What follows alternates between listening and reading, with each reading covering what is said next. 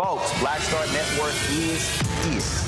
Hold no punches! I'm real revolutionary right now. Support this man, Black Media. He makes sure that our stories are told. Thank you for being the voice of Black America, Roland. Stay black. I love y'all. All momentum we have now, we have to keep this going. The video looks phenomenal. See, there's a difference between Black Star Network and Black-owned media and something like CNN. You can't be Black-owned media and be scared. It's time to be smart. Bring your eyeballs home. You dig?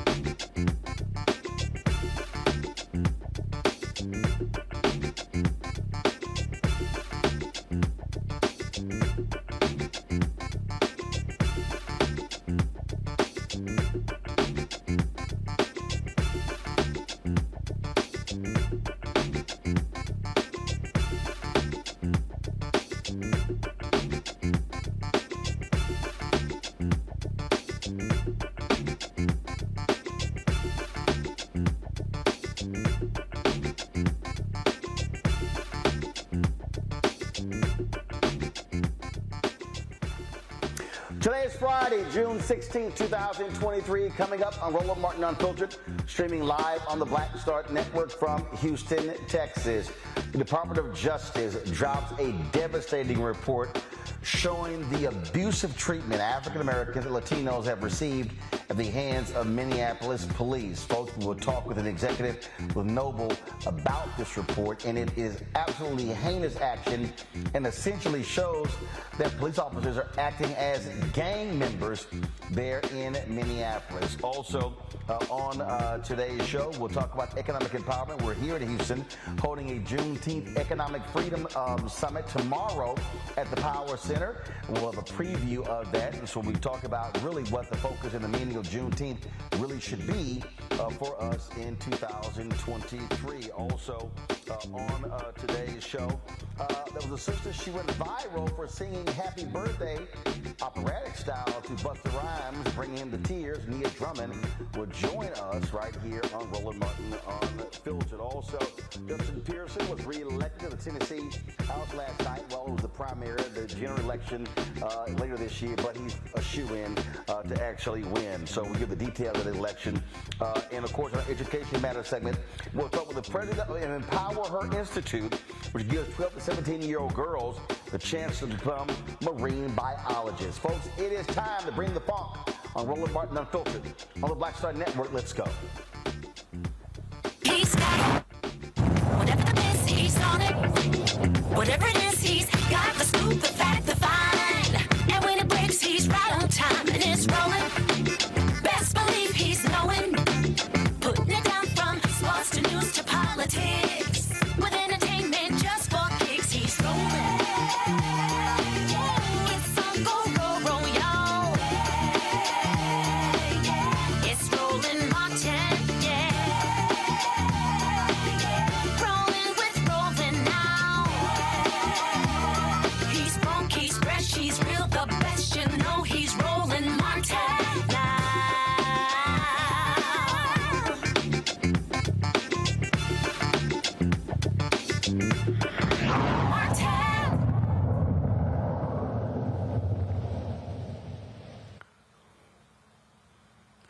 The Department of Justice today dropped a bombshell report showing that the Minneapolis Police Department on many occasions violated the constitutional rights of numerous African Americans and Latinos in that particular city, in addition to Native Americans. And also they engaged in a pattern of discrimination. Folks, Attorney General Merrick Garland made this announcement today. The Department of Justice has concluded that there is reasonable cause to believe that the Minneapolis Police Department and the City of Minneapolis engaged in a pattern or practice of conduct that violates the First and Fourth Amendments of the United States Constitution. There is also reasonable cause to believe that they engage in conduct that violates Title VI of the Civil Rights Act of 1964, the Safe Streets Act, and the Americans with Disabilities Act. Specifically, we found that MPD and the City of Minneapolis engages in a pattern or practice of using excessive force, unlawfully discriminating against Black and Native American people in enforcement activities, violating the rights of people engaged in protected speech, and discriminating against people with behavioral disabilities and responding to them in crisis. At the heart of many of the protests that unfolded in this city and across the nation was a call for constitutional, fair, and non-discriminatory policing and respect for people's civil rights. Today, we're here to take an important step toward answering that call and committing to the task of building out a core feature of American democracy, an effective, accountable police department that ensures respect for constitutional rights, garners public trust, and keeps people safe. I want to provide further details about the findings of our civil rights investigation that the Attorney General just announced. First, we found that the Minneapolis Police Department uses excessive force, both deadly and less lethal. We reviewed MPD's 19 police shootings and one in-custody death from January 1st of 2016 to August 16th of 2022. Many of these incidents were unconstitutional uses of deadly force. We found that officers used deadly force without probable cause to believe that there was an immediate threat of serious physical harm to the officer or another person. In one example, an off-duty officer fired his gun at a car containing 6 people within 3 seconds of getting out of his squad car. Neck restraints are lethal force, and we found that MPD officers often use neck restraints without warning on people suspected of only minor offenses and on people who posed no threat. We also reviewed less lethal uses of force, tasers, bodily force, and pepper spray. MPD officers' use of tasers often is inconsistent with MPD's own policy and occurs without warning. For example, officers sometimes use multiple successive taser applications without reassessing the need for further activations, which can be dangerous. They also use tasers for minor offenses on kids and on people known to have behavioral health issues. We found that MPD unconstitutionally uses bodily force and pepper spray against people who have committed minor offenses or no offense at all. In addition, we saw repeated instances of excessive force against kids without appropriate attempts to de-escalate the situation. Folks, it is a damning report. It was started after the death of George Floyd. It was a 2-year investigation, and the details are not shocking to folks in Minneapolis, especially African-American activists who have talked about for years how the police department was treating African-Americans, Latinos, and Native Americans as well. Folks joining us right now to discuss this is Brenda Goss Andrews. She's the president of the National Organization of Black Law Enforcement Executives. Also, Nakima Levy-Armstrong. She's a civil rights attorney.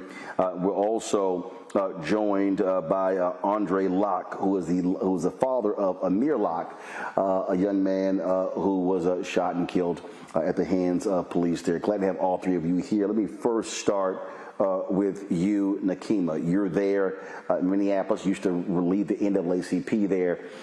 You got in the face of the mayor after a no-knock warrant shooting where they said things were going to change and things did not change. Absolutely. So we're here at a place in time where we think that federal intervention is long overdue.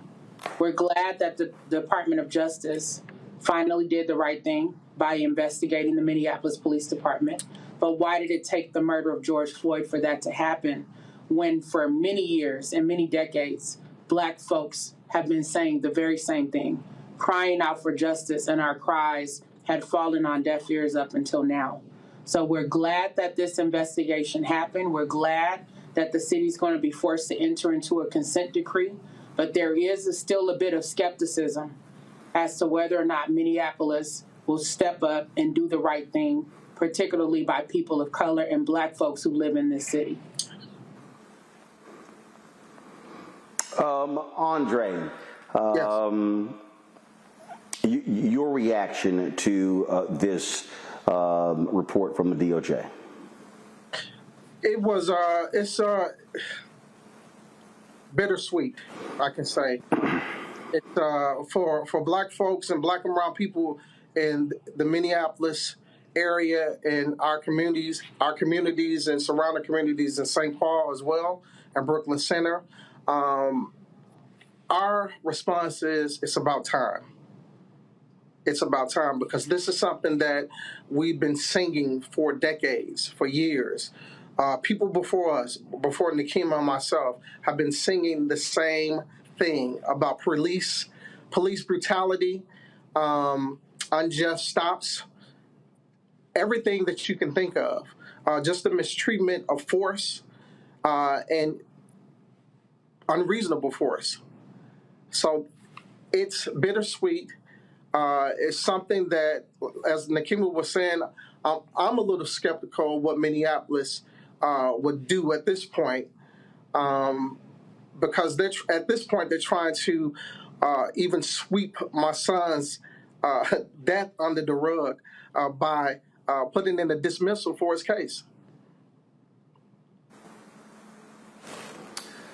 Brenda, how should police leaders, rank and file, react to this type of damning report? Well, first of all, to your caller just now, condolences on what happened to your son. Yes, this is a 92-page report. I haven't had an opportunity to read it all.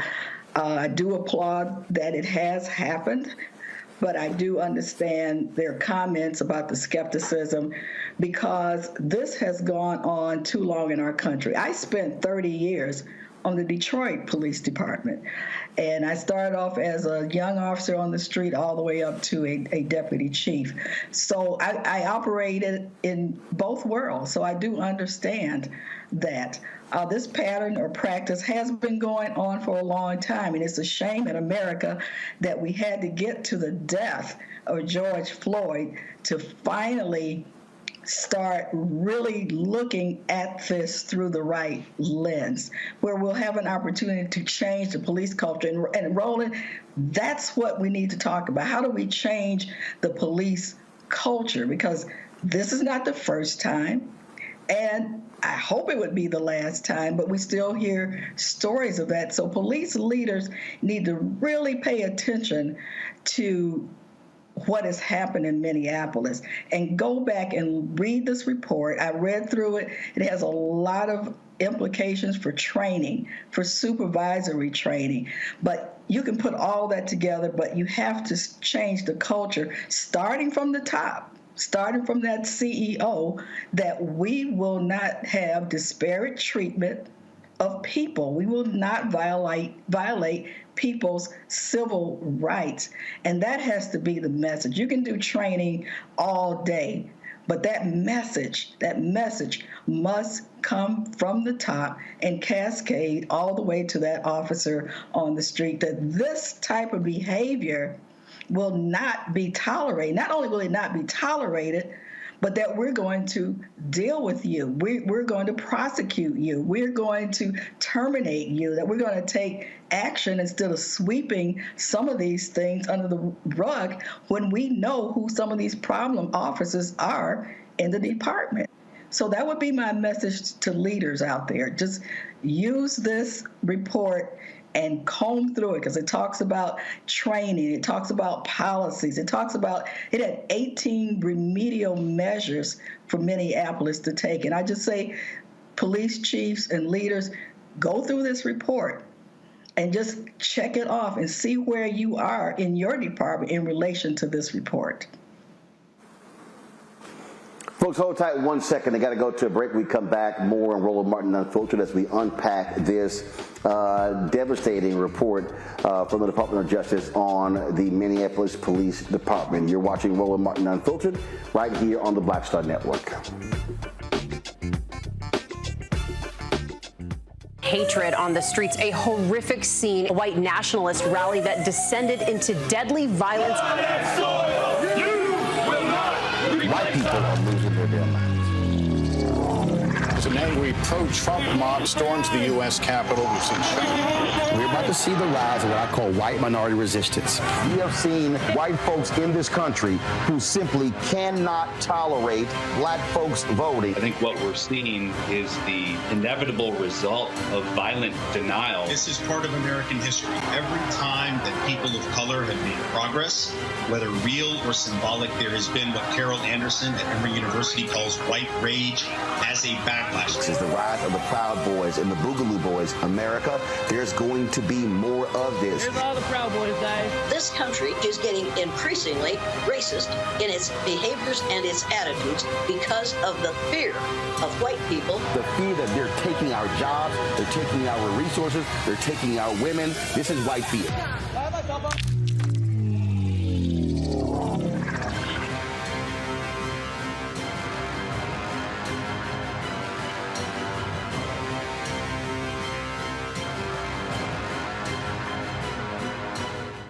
Black Star Network is here. Oh, no punch! I'm real revolutionary right now.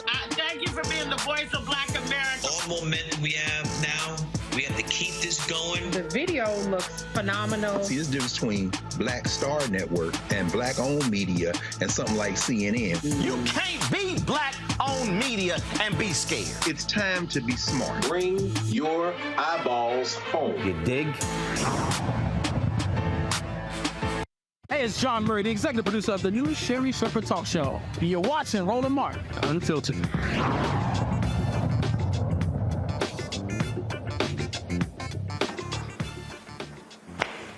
All right, folks, welcome back to Roland Martin Unfiltered as we continue to talk about this Department of Justice report.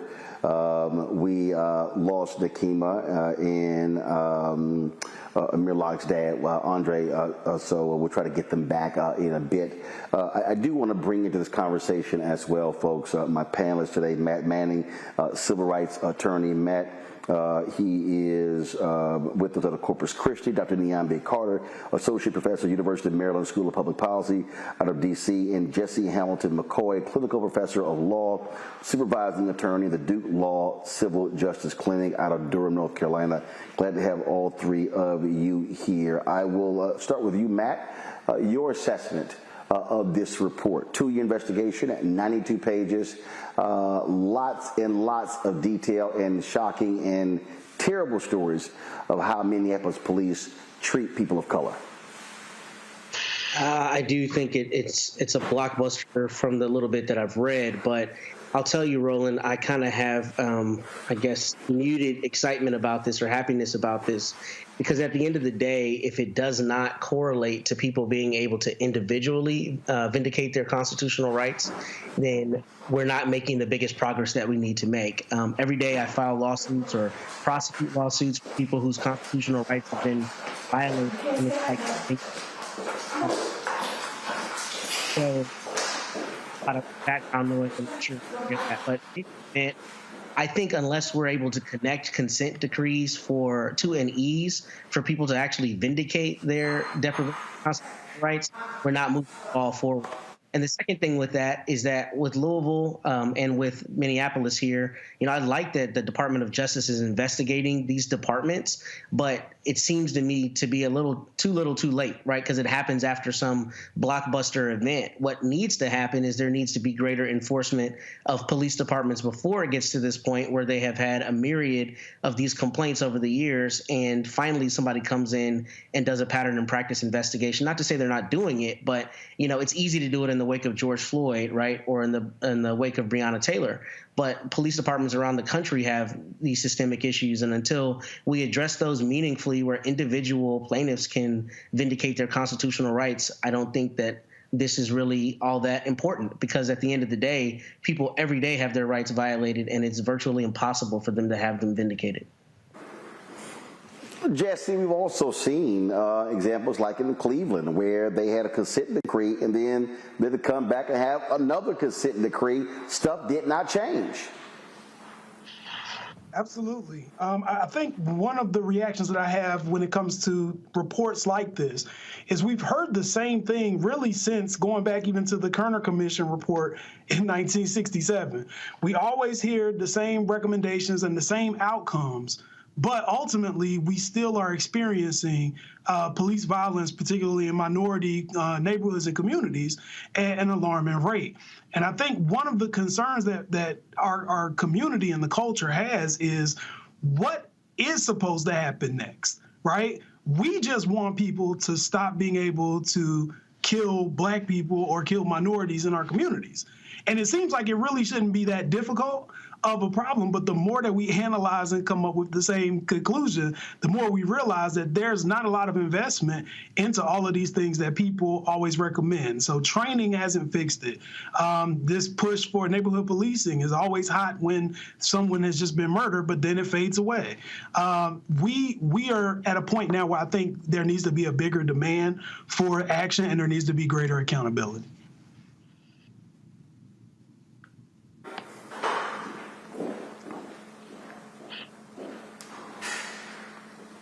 Niambi?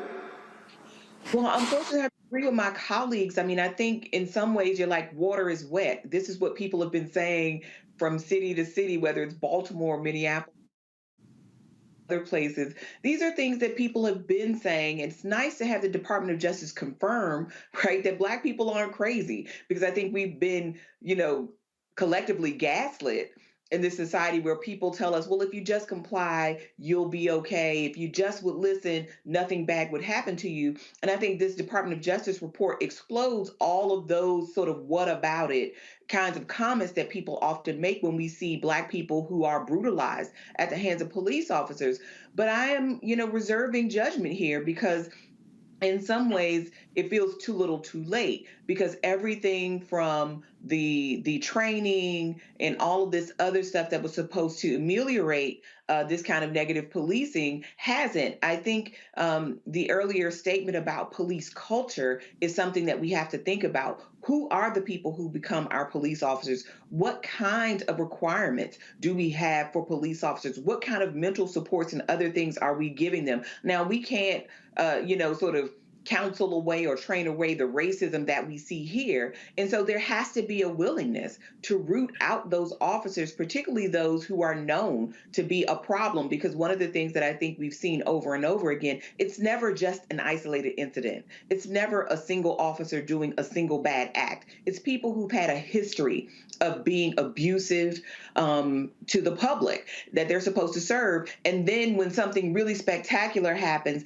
then there's all of this attention. But very rarely does it ever end with an officer losing their job or losing their freedom. So I think we have to think more critically about the next steps, because none of these things by themselves are going to remedy the larger issue, which is Black people being brutalized and killed at the hands of these police departments. And it's not just white officers. And I think that's another thing that needs to be emphasized here. But it's still, again, something about the culture of policing is rotten in this country, and we have to talk about what that is. And this might be one step in that direction.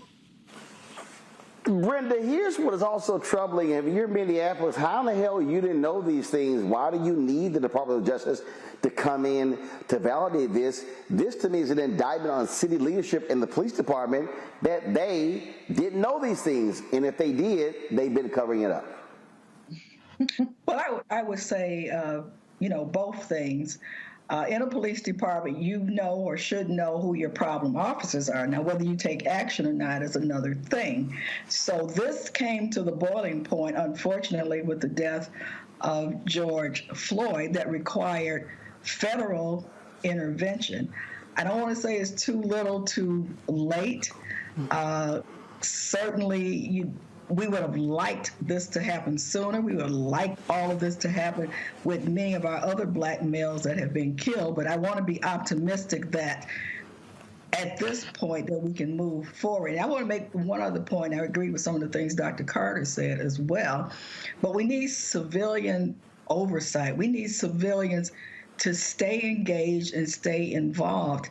A lot of times, we get involved when something happens, but we have to stay engaged and involved every day. As citizens, you have a right to know what your police department is doing. Each department is handled differently. I know here in Detroit, we have a civilian oversight.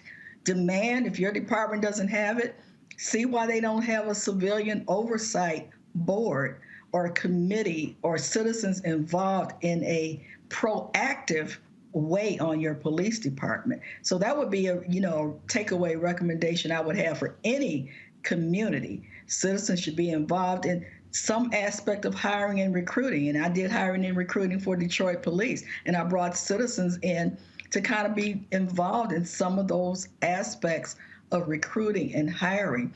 So even though this report might not cover everything, I think it's a good model for all police departments. I think I said that earlier.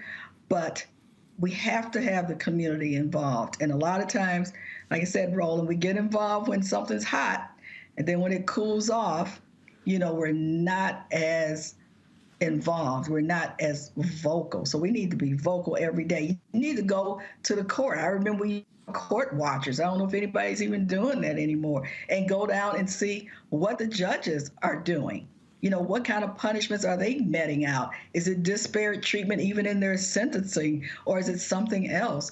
So as citizens, we have to be vigilant all the time, every day, especially in the Black community.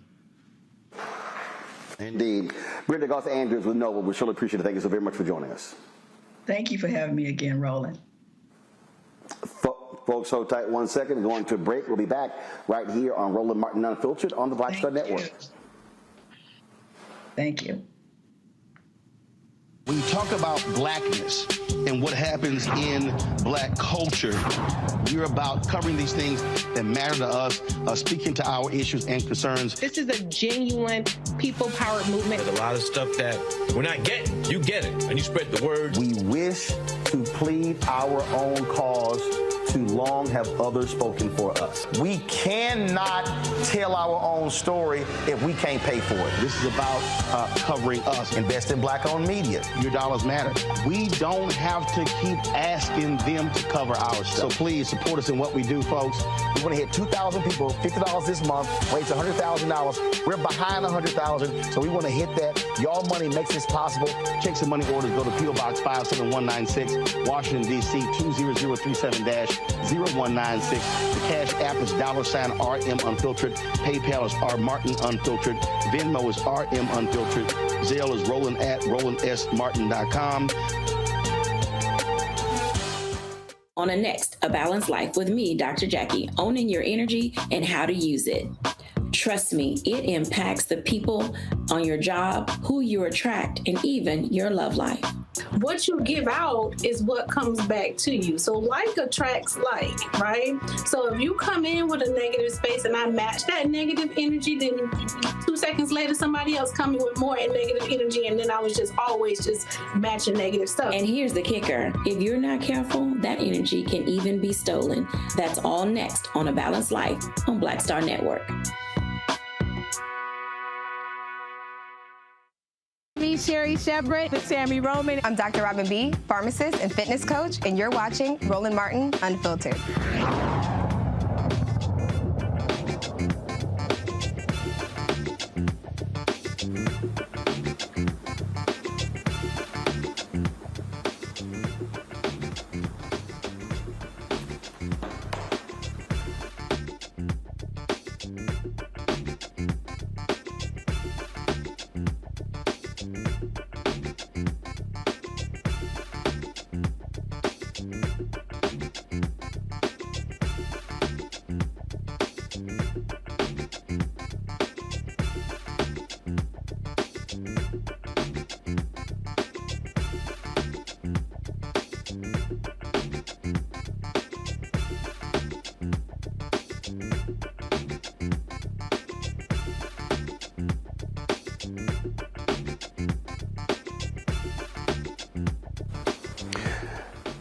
folks, the NBA has brought the hammer down on Memphis Grizzlies guard JA Morant, suspending him without pay for 25 games beginning next season. Now, remember, he previously was suspended for several games. He issued an apology. He met with the commissioner, but then this was after, of course, he was on video on Instagram Live in a strip club brandishing a gun. Then, of course, after apologized the second time, he was in a car with a friend blasting hip-hop music, and he flashed a gun again.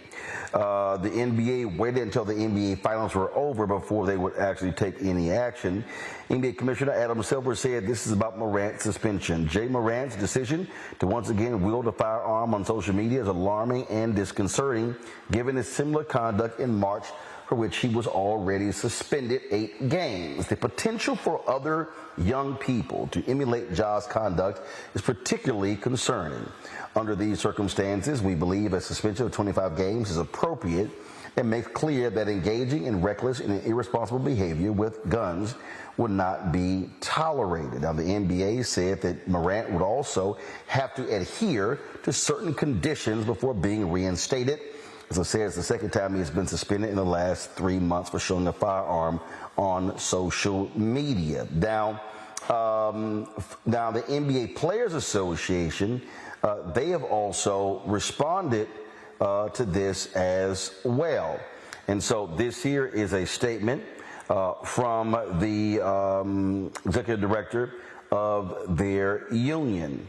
And it's again, it's a very strong one. And as you expect, they are defending or raising questions about due process in the NBA. And this is one of the issues that immediately jumps out. Let me go ahead and read to you this statement. Again, this is the statement that is from the head of the players union. So you see it there on the screen, folks. You see her statement. I'm going to read this for you. She says, quote, and this, of course, is Tamika Tremaglio. She says, JA has expressed his remorse and accepted responsibility for his actions, and we support him unequivocally as he does whatever is necessary to represent himself, our players, and our league in the best possible light.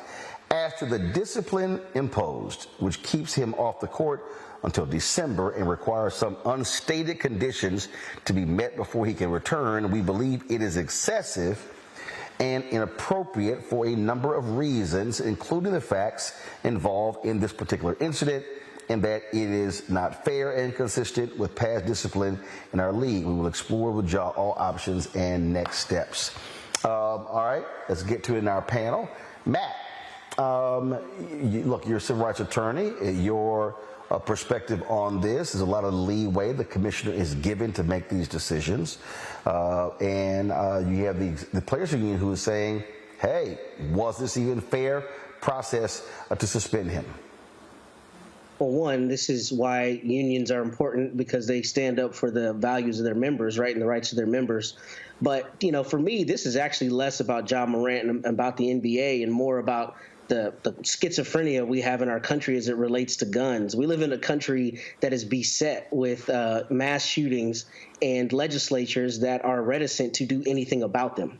So for us to wax poetic and act like JA Morant waving a gun in a car is a cardinal sin, when every day we see nothing but images of guns and support thereof is just patently dishonest, if you ask me. Now, from his discrete issue as it relates to whether he sat with Adam Silver and told him he wasn't going to do it again, I mean, I think the punishment is a little excessive, particularly considering his youth. And, you know, I like the idea that these are role models, but I also don't like the idea that they're held to some standard that's unreasonable for a 23-year-old, and that's just my personal opinion. But I think the bigger thing is we have to be honest about our position on guns and how we view them as a society. And it's absurd that somebody like JA Morant is not playing basketball for 25 games, but every day we're bombarded with images of guns. And when people actually get injured with them, our legislatures cannot find a way to put meaningful checks on them. So with that, I would say we need to have a larger conversation about the role of guns in our society and our willingness to stand up to the, you know, powers that be and the moneyed interests that keep those guns on our streets and not regulated the way they should be. Jessica, let me ask you this question. let's say you are an attorney for a job, and you say, look, the man apologized once. Now you talk about 25 games, no suspension. But let's say there's an NBA player who is a hunter. Let's say he posted photos of him brandishing a gun. Would the NBA respond the same? And so you hear the executive director of the Players Association talking about this double standard. Your thoughts on that? Well, I mean, I think that's true. I mean, we do already have NBA players who are hunters and who have posed on social media sites with guns. That's happened. I think that this punishment was less about what Adam Silver is saying with influence and more about their view on insubordination, because they have talked to Ja Morant prior to about this same situation, and he had expressed remorse prior to.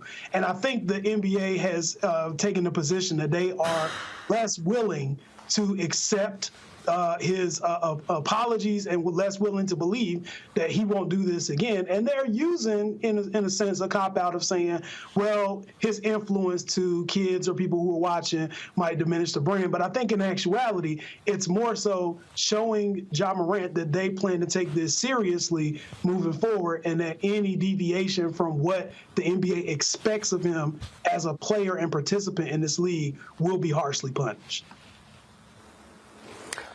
Is it, I mean, look, you hear the executive director say there, Niambi, these unwritten acts that he is going to have to perform to be reinstated. And it's very interesting how people reacted to this. There are a lot of people who are like, oh man, this guy's an idiot. He's stupid. It's cost himself millions. You have others who are saying, well, why is he suspending Second Amendment rights? Others who like say, hey, the NBA is protecting its brand as well. And so to me, what this is the NBA, okay, we hit you with a light suspension before. You came and met with the commissioner, you apologized, said it wouldn't happen again. Boom. It happens again. This is their way of saying, keep playing around. You're going to see how serious we are about impacting your money. And keep in mind, he keeps this up, not only losing NBA job, losing endorsements, all sorts of things. Absolutely. And listen, I agree that this is about the NBA flexing its muscle and showing these players who's boss, so to speak. But this is also one of those conversations we need to have, because I agree with my panelists. All of these other things are playing in the background, and multiple things can be true at the same time. But this is what happens when you give 23-year-olds whose brains aren't even fully formed millions of dollars and then expect them to exercise the judgment of fully formed adults. So they look grown, right? They're big people. They play this game that entertains us. They make lots of money, but they're not grown-ups. I work with young people all day, and the decisions that they make sometimes leaves me scratching my head. This is how I know this young person is not a full-grown man. Now, I do think this is one of those sort of grow-up time moments for Ja Morant. I think we have to consider what choices come next, because working in the NBA is a privilege. The NBA is not like other institutions where you might work and the protections might look the same as if you were in a different kind of employment space. So I think that also has to be considered. I do share those same concerns, though, as the union, where the NBA can say you have to meet these requirements. You don't know what the requirements are. So you're signing up and agreeing to something because you are being held to account by this organization where you really, I mean, you have some bargaining power, but not really. Ultimately, the NBA is going to be the NBA. And so if they decide that Ja Morant has to go, there will be somebody else waiting in the wings to take his spot. So it's not going to cease functioning as an institution. But these kinds of vague requirements really only serve the NBA. They don't serve Ja Morant or his assistants, right, to become a better decision maker and become a more mature person in this position. So I think these vague requirements that the NBA has sort of said that they're going to ask of him, but have not actually delineated what those are, that should be cause for concern for many players, because I don't think this will be the last time that the NBA decides that something like brandishing a gun or some other behavior is beyond the pale, and then say, and you're going to have to do these things to be determined. I think that is always, that vague language always serves the institution and never the person who is subject to those kinds of requirements. Well, I would certainly hope there are some serious conversations in the Morant household, because if you're making $35 million a year and you're missing a quarter of the season, that's a hell of a hit on your pocketbook, just because you chose to brandish a gun on an Instagram Live. All right, folks, gonna go to a break. We'll be back. Roland Martin Unfiltered on the Black Star Network. If you're watching on YouTube, hit that like button, folks. I want us to be over 2,000 likes for today, so hit the like button. Also, I want you to download the Black Star Network app, Apple phone, Android phone, Apple TV, Android TV, Roku, Amazon Fire TV, Xbox One, Samsung Smart TV. Also, join our Bring the Funk fan club. Your contributions absolutely matter. Send us to check and money order, P.O. Box 57196. Washington, D.C. 20037-0196. Cash App $RM Unfiltered. PayPal's R Martin Unfiltered. Venmo is RM Unfiltered. Zelle is Roland at RolandSMartin.com. Roland at RolandMartinUnfiltered.com.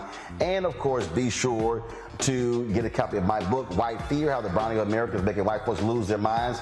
I will be in Houston tomorrow. I'll be signing copies of the book. If you already have a copy, want to come get your copy, come check us out at the Power Center, 12 to 4 tomorrow. We're going to be on the Juneteenth celebration, talking about the issue of economic freedom. And so send us an RSVP, info@RolandSMartin.com to reserve your space. We'll be right back. Question for you. Are you stuck? Do you feel like you're hitting a wall and it's keeping you from achieving prosperity? Well, you're not alone. On the next Get Wealthy with me, Deborah Owens, America's Wealth Coach, you're going to learn what you need to do to become unstuck and unstoppable. The fabulous author Janine K. Brown will be with us, sharing with you exactly what you need to do to finally achieve the level of financial success you desire through your career. Because when I talk about being bold in the workplaces, I'm talking about that inner boldness that you have to take a risk, to go after what you want, to speak up when others are not. That's right here on Get Wealthy, only on Black Star Network.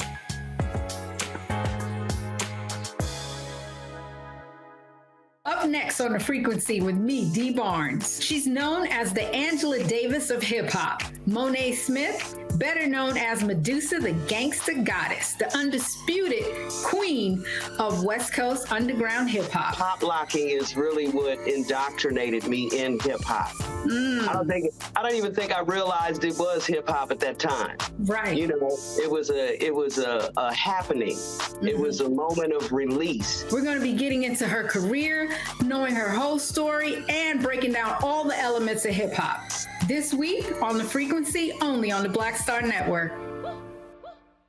Hi, I'm Jo Marie Payton, voice of Sugar Mama on Disney's Louder and Prouder Disney Plus, and I'm with Roland Martin on Unfiltered.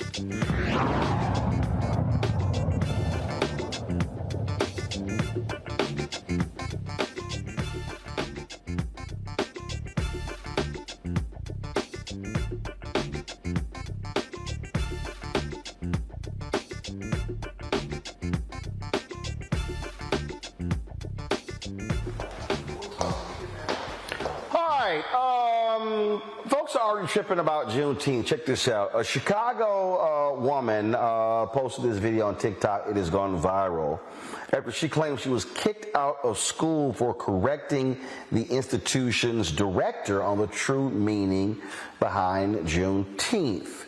All right, so listen to the video she posted. So today, I got kicked out of school because the director at my school didn't like the feedback that I had for her about something that she said in class. So I go to school right now for aesthetics.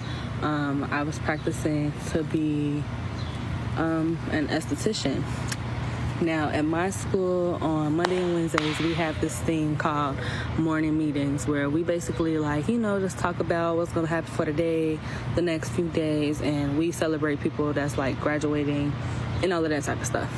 Now, the director at my school had an announcement for us, and she said that Monday we will be celebrating Juneteenth, but instead of celebrating it for what it's for, we're going to celebrate it as a diverse day, make it a diverse holiday. And I immediately got turned off by that because it's Juneteenth, right? So after the morning meeting was over, I went up to the director and I asked to speak to her in private. We went into her office and I basically explained to her, I'm like, the way you worded it at the morning meeting today, I didn't like how you said it because Juneteenth isn't a diverse holiday. It's not a diverse holiday. It's not where we celebrate diversity. We celebrate African American independence. And she was basically telling me you need to mind your business because you don't know what I have planned for Monday. We're a diverse school, therefore we're going to celebrate this holiday as a diverse day. And I was immediately turned off because that's not what Juneteenth is about, right? So after that, I went back into the classroom and some of my classmates were asking me what did she say, because we were all in agreement that that's not what Juneteenth isn't about. We don't celebrate Cinco de Mayo as diversity. We don't celebrate Haitian Flag Day as diversity. We don't celebrate Indigenous People Day as diversity, So I felt why would you take our holiday and try to make it something that it's not? So while I was in the class, we were all talking about, just basically what had happened at the morning meeting. The director storms in after me, and she's like, you need to come here. And I just asked her, I said, you want me to go home, don't you? She was like, yeah, get your stuff and leave. You will be suspended. And I'm like, suspended? Suspended for what? And she's like, yeah, so now you need to leave my campus before I call the police. So after that, we got into an argument because I had to tell her it wasn't even that deep. It's not that deep. Why are you making it this whole thing? So we got into an argument in front of all of the students in my class. She completely humiliated me, told everybody that she was suspending me and that I had to go home. You're not supposed to, first of all, you're not supposed to tell my personal business to other students. That's number one. Second of all, you're mad because I had an opinion about what you had to say. I did the right thing and I pulled you to the side and told you, I don't think that's what we should be celebrating it as. So after that whole argument, she's like, yeah, now you need to leave my building, and instead of being suspended, you'll be expelled. I'm like, expelled for what? So we get into another argument as I'm leaving the door because I'm like, you're dead wrong. Your feelings are hurt. You didn't like what I had to say, and now you want to expel me and still try to make me pay for a school that I didn't fully get to attend? That's not right. So as I'm leaving the building, before I left, I wanted to explain to my teacher, she's not going to be letting me back, what had happened. I wanted to talk to my teacher, one of the cool teachers, right?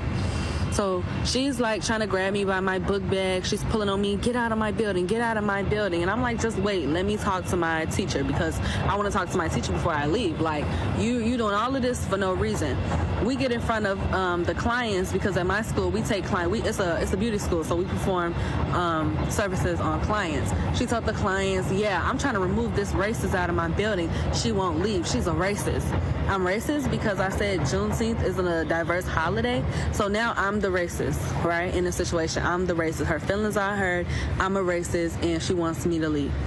After a minute of me trying to find my professor, I could not find her. So you know what? I'm like, yeah, I'm gonna leave. But as I'm walking back to the front, she's on the phone with the police. She told the police I tried to attack her and that I wouldn't leave the building. No, hold on. Let's take this back. There's multiple people sitting in this lobby. There was multiple people in my classroom. Not once did I try to attack you. There's cameras in this building which show I did not try to attack you. I wasn't being violent or nothing like that. She called the police on me, said I tried to attack her. All of this because she didn't like that I didn't like that Juneteenth shouldn't be celebrated as a diverse holiday. So yeah, right now, I left, I'm gone. I left the review in the comments because I don't feel like that's right. Students of color, we can't express our feelings without directors at the school feeling like it's an attack on them, or everything has to be an attack on everybody when it comes down to Black people and African Americans in America. So, yeah, that's just an update. All right, the woman, the TikToker Go K, again, she's studying at Tricoci University. That's TRICOCI,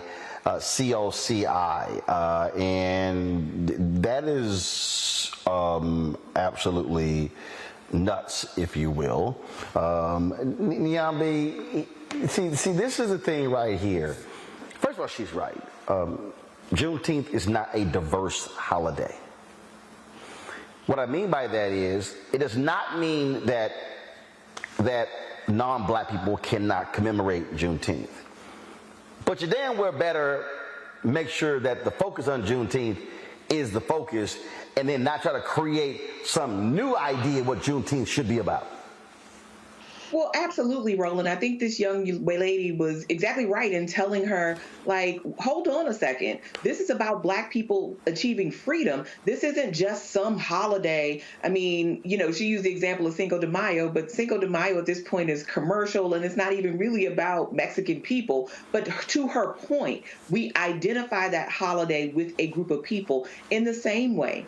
Juneteenth is a national holiday that commemorates the freedom of Black people who were enslaved in this country. That cannot be missed because some people are uncomfortable, right, acknowledging what this is about. And ultimately, what probably, if we believe the story as this woman has suggested, what probably drove this director crazy was the fact that this young person corrected her and was not okay with sort of going along to get along. Because ultimately, this diverse holiday, trying to redesignate this holiday, which was born out of, you know, the events of 2020 and the unfortunate demise of George Floyd, which we all were traumatized and witnessed, and the protests thereafter, that we will not then say that this does not have anything to do with Black people. Decentering Black people and decentering Blackness is about other people's comfort. And we cannot allow that be the rubric or the measure by which we celebrate and revere our ancestors and all those who fought for that freedom, because somebody wants to call it a diverse holiday, as if we're supposed to be satisfied with that. And I think this young woman would do well to find another educational institution that respects her and other students like her. And that right there, Matt, is the thing for me that I keep saying. We need to be very vigilant and not letting these folks try to redefine what Juneteenth is and turn it into simply another day for people to sell some stuff. Absolutely. I'm glad you said that, because that's what we're finding with a lot of other holidays, not even holidays that are just Black-centered, but you're finding the corporatization of holidays and things like Pride this very month, right? Where corporations find a way to make a dollar and they co-opt it, and then it becomes some everybody come and have a party. And when it's not about that, particularly when Juneteenth is not only about Black Americans, but Black Texans like you and I, especially here there in Galveston. But the idea that the slaves were told 2 years late. I mean, Juneteenth is not about anybody else, and beyond that, it's not just a happy holiday. We should definitely celebrate emancipation, but we should also say this is emblematic of exactly what we've endured since we've been here. 2 years later, the Union soldiers come and tell us that we've been free for 2 years. I mean, that's a holiday that deserves significant reverence and reverence for our forebears and what they withstood. And the idea that it gets whitewashed, so to speak, and becomes everybody's diversity holiday is grossly offensive.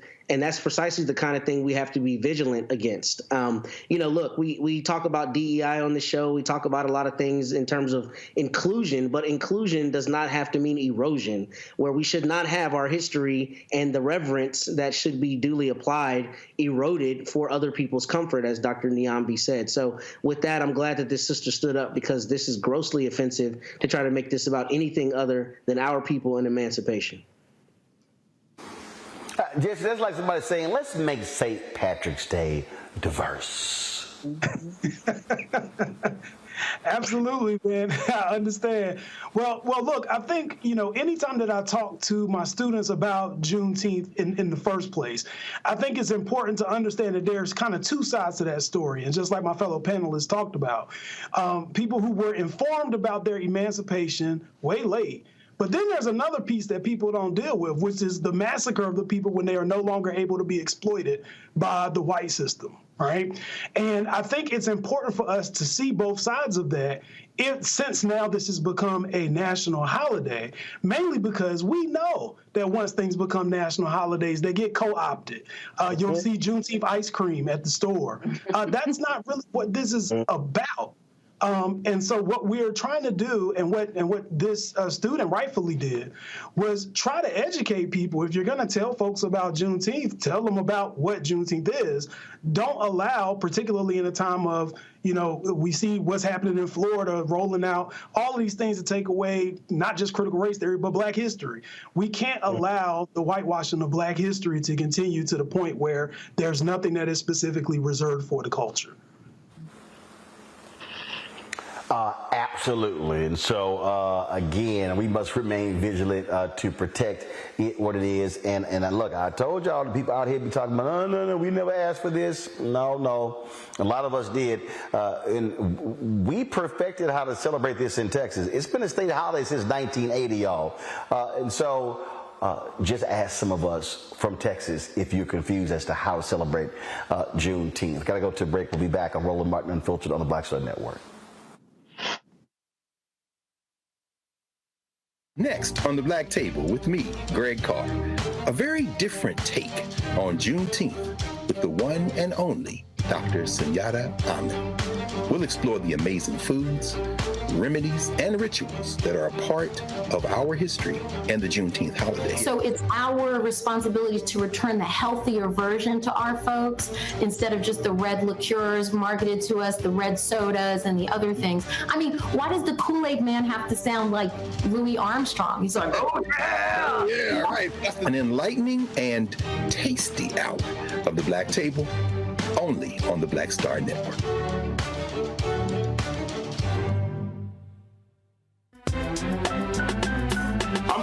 Muhammad, live from LA.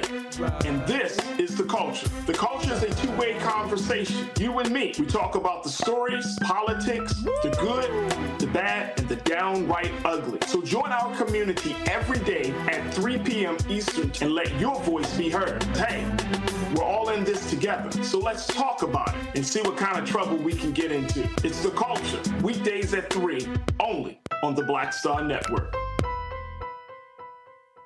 Hatred on the streets, a horrific scene, a white nationalist rally that descended into deadly violence. White people are losing their damn minds. As an angry pro-Trump mob storms the U.S. Capitol, we've seen shooting. We're about to see the rise of what I call white minority resistance.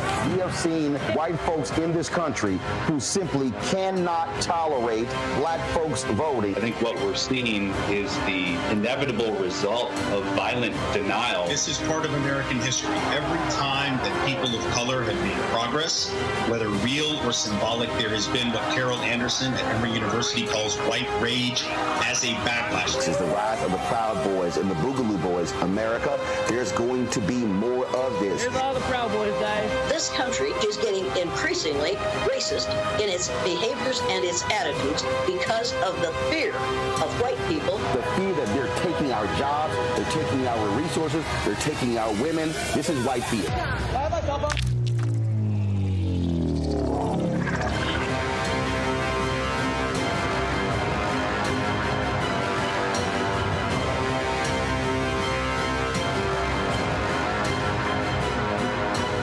When you talk about blackness and what happens in black culture, we're about covering these things that matter to us, speaking to our issues and concerns. This is a genuine people-powered movement. There's a lot of stuff that we're not getting. You get it, and you spread the word. We wish to plead our own cause too long have others spoken for us. We cannot tell our own story if we can't pay for it. This is about covering us. Invest in black-owned media. Your dollars matter.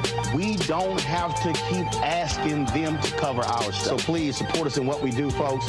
We want to hit 2,000 people, $50 this month, raise $100,000. We're behind 100,000, so we want to hit that. Y'all money makes this possible.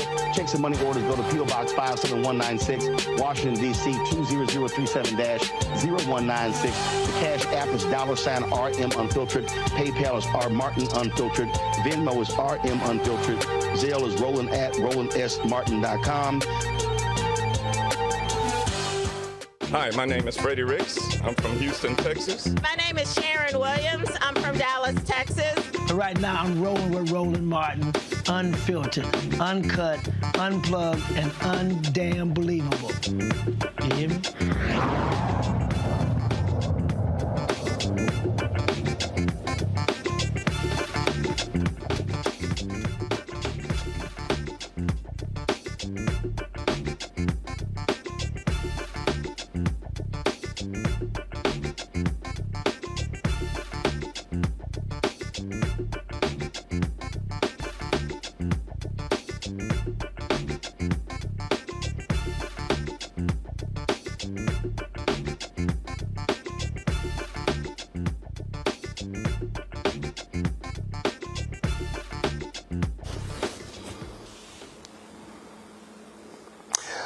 Welcome back to Roland Martin Unfiltered on the Black Star Network. A couple of weeks ago, I came across this video on social media. I posted the video on my Instagram page, got a crazy amount of response, sent it to folks like Tamron Hall, my good buddy Claudette O'Brien, and others.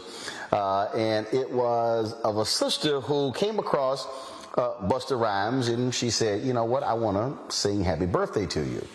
Well, he probably was just thinking, all right, she just gonna say happy birthday, you know, traditional happy birthday. Yet she went non-traditional. Check this out. Watch me sing happy birthday to Busta Rhymes. Why you asking? Now, is this the full one? Oh my God, Nia, yes, it's all. Yes. Okay, you gonna get surprised. Okay. She sings in real life. In real life. In real time.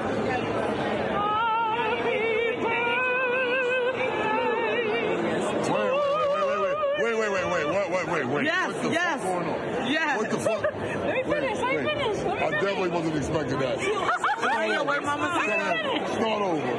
Start over. Give me a hand. Okay, here we go.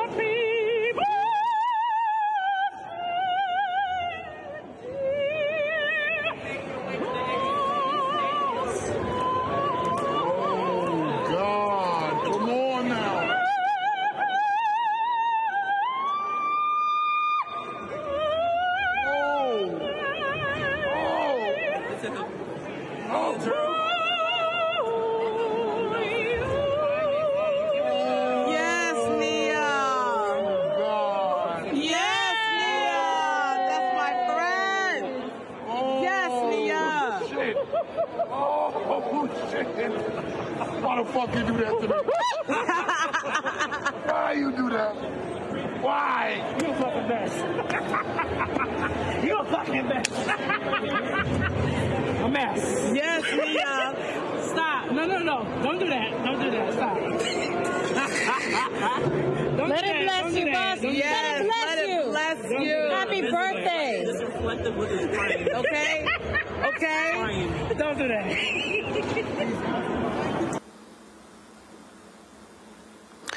Well, that night, I sent Nia Drummond a direct message on social media saying, hey, want to have you on the show, and she joins us now. Nia, glad to have you here. So good to be here. Hello, Mr. Roland Martin. So great to be here. So first off, what is your background? Are you a professional opera singer? Is it just something that you do in your own spare time? Well, I actually went to school. I went to SUNY Fredonia for classical voice. But I've been singing, before classical voice, I've been singing different genres like jazz and gospel and pop, basically a little bit of everything. So what was this event you were at where you encountered Busta Rhymes? Well, I was at the Gordon Parks annual gala at Cipriani's on 42nd Street, and I was there as a former winner of the scholarship in partnership with the Gordon Parks Foundation and Young Arts, which is an organization tailored for young people. And I was the first winner 11 years ago, actually. And I reconnected with the executive director, Peter Kuhart, of the organization. And he was like, we would love to have you. So I came that year, this particular year. So was the event over? Was this at the end? Were folks clearing out when you came upon Busta Rhymes? The event was over. The lights were up. People were taking flowers. The people were clearing up all the plates and everything. And this is right after D-Nice played a set. And at the end of the gala, Busta walked in, coming from a different event, and he was there. And I was like, wow, that's Busta Rhymes. And so you decided to roll up on him and say, I got something for you for your birthday. Essentially, yeah. So what happened was, it was Busta Rhymes, and I'm like, I'm from Brooklyn, he's from Brooklyn, that's a legend, that's so much respect. But I wasn't necessarily going to speak to him. I was more so interested. His personal assistant showed up with a tracksuit on, with like a sweatsuit, and that took me for a surprise. And he showed up to a gala with a sweatsuit on. I was like, who are you? I need to have a conversation with you. Just because of that. And that ended up being Busta's PA. And then I found out it was his birthday. And then I felt something tell me, you should sing happy birthday to Busta. Yeah. And then that happened. And he obviously was quite emotional by that. The video stopped there, and he was shedding real tears.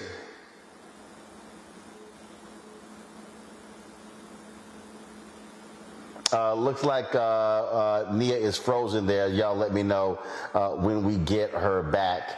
So we could continue our conversation. Certainly, a lot has changed for her. She has been on the Tamron Hall show. She has done interviews all over the place. And so that's what happens when viral moments are captured like that. Hundreds of thousands of views of that particular video on all social media platforms. TikTok, Snapchat, it's been on Instagram, Facebook, Twitter, it's been all over the place. And so Nia Drummond definitely has been getting lots and lots and lots of attention for that particular video. Do we have her back? All right. Again, Nia, are you there? I am here. I'm sorry, my call failed.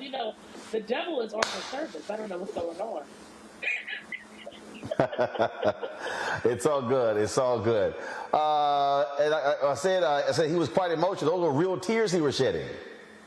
And that's the thing. For me, my eyes were closed. I tend to sing with my eyes closed. And I didn't see him cry while I was singing because my eyes were closed. But I know for a fact that he was extremely emotionally overwhelmed, especially after the fact. So so how has your life changed since this went viral? It has changed tremendously. I've been singing for a very long time, and I've done a lot of things that I thought were big, career-wise, but this really, and it's so random. But this has really opened up the floodgates for so many things. I've gotten so many calls and so many people, regular people have been really appreciative, especially as a Black woman that sings classically. You don't see that every day. And the fact that people are appreciating that is really beautiful, and it touches me. You know, it makes me not want to stop what I'm doing. So between that and doing collaborations that I can't talk about yet, but things are happening. So some business has transpired as a result of this, huh? A few things. I can't talk about it yet. Some collaborations, and I know from this birthed me, you know, giving me the unction to really focus on my solo project. I can't talk about that yet, but that's going to be happening soon. Cool. Hold tight 1 second. I got to go to a break here. We come back. I'm sure my panel has some questions for you as well. Folks, we're chatting with Nia Drummond. She is the operatic singer or classically trained singer who showed some love to Busta Rhymes by singing Happy Birthday that, of course, went viral, exploded all across the country. And we'll chat with her when we come back. You're watching Roland Martin Unfiltered right here on the Black Star Network. On the next, A Balanced Life with me, Dr. Jackie, owning your energy and how to use it. Trust me, it impacts the people on your job, who you attract, and even your love life. What you give out is what comes back to you. So like attracts like, right? So if you come in with a negative space and I match that negative energy, then 2 seconds later somebody else coming with more negative energy, and then I was just always just matching negative stuff. And here's the kicker. If you're not careful, that energy can even be stolen. That's all next on A Balanced Life on Black Star Network. Question for you. Are you stuck? Do you feel like you're hitting a wall and it's keeping you from achieving prosperity? Well, you're not alone. On the next Get Wealthy with me, Deborah Owens, America's Wealth Coach, you're going to learn what you need to do to become unstuck and unstoppable. The fabulous author Janine K. Brown will be with us sharing with you exactly what you need to do to finally achieve the level of financial success you desire through your career. Because when I talk about being bold in the workplaces, I'm talking about that inner boldness that you have to take a risk, to go after what you want, to speak up when others are not. That's right here on Get Wealthy, only on Black Star Network.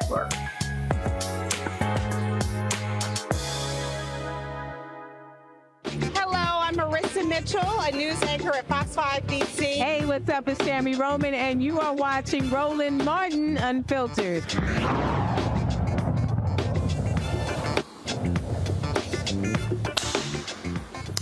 All right, folks, welcome back to Roland Martin Unfiltered. We're chatting with singer Nia Drummond, of course, who went viral with her video singing Happy Birthday to Busta Rhymes. My panel, I'm sure they got some questions. Jesse, I'll start with you. Well, first of all, it's an honor to meet you. I am just curious as to what inspired you to get involved in operatic singing in the first place.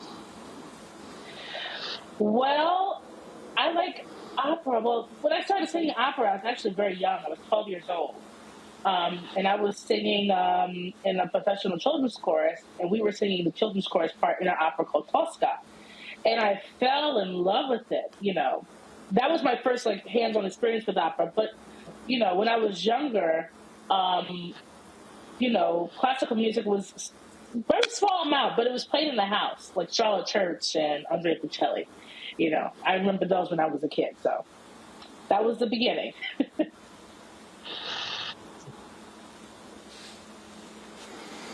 Niambi.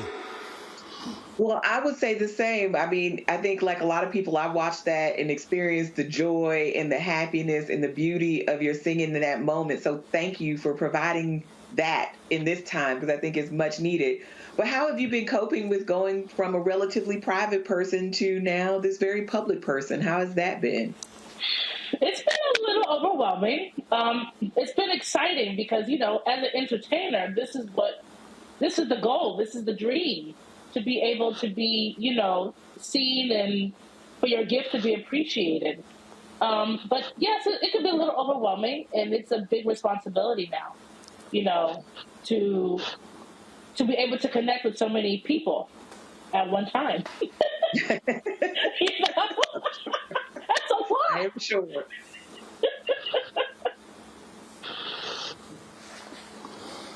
Matt. Well, let me first say, Nia, your voice is exquisite, just positively beautiful.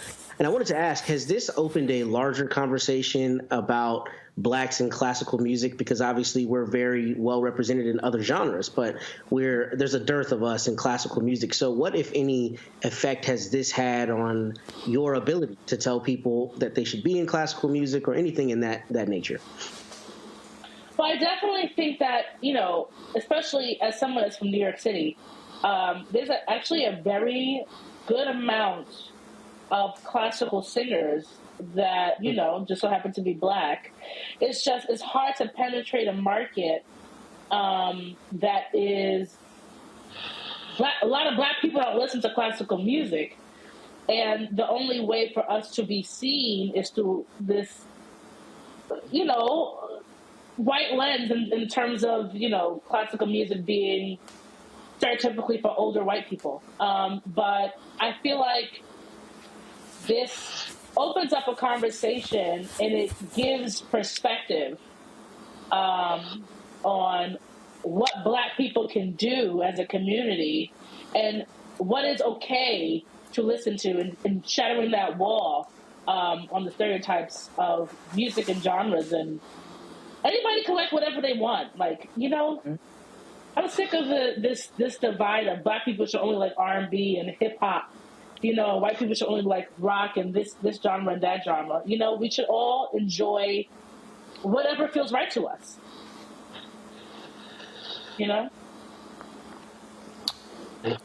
Well, you're absolutely right. Are there any particular classical opera singers who are your favorites? Leontine Price immediately is the first name. As a soprano, that is like the holy grail of sopranos. Jesse Norman, incredible voice, incredible interpreter. Young singers, well, not young singers, but current singers, I would say LaTanya Moore, she's incredible. There's a lot of classical singers out there, Black classical singers that are doing their thing. And I have a lot of people. Denise Graves? I'm sorry? Of course Denise Graves. Of course Denise Graves. Denise Graves is incredible. It's just hard to think of all the singers at one time. Denise Graves, Kathleen Battle, that's an amazing voice. It's a soprano named Angel Blue, Eric Owens. There's so many. And thank God for the internet, and we have it's so quick at our fingertips that we can access all this information. Between now and then, Marian Anderson, Simon Estes, George Shirley. There's so many singers that we can be on this conversation all day. But yeah. Are you encountering people who want you now to sing happy birthday to them? Yes. And that was one of my biggest fears. It's a really, really flattering thing. But that's happening quite a bit. Happy birthdays or Ave Marias. I want Ave Maria sung at my wedding. Or, I've actually sang Ave Maria at a wedding before, pre-Busta video. So, it's pretty great though. I enjoy it. So I'm going to ask you this question then. How about this one here? So is there so happy birthday is one thing. So is there a particular song that is a popular song that you have been able to put a classical twist on in your style?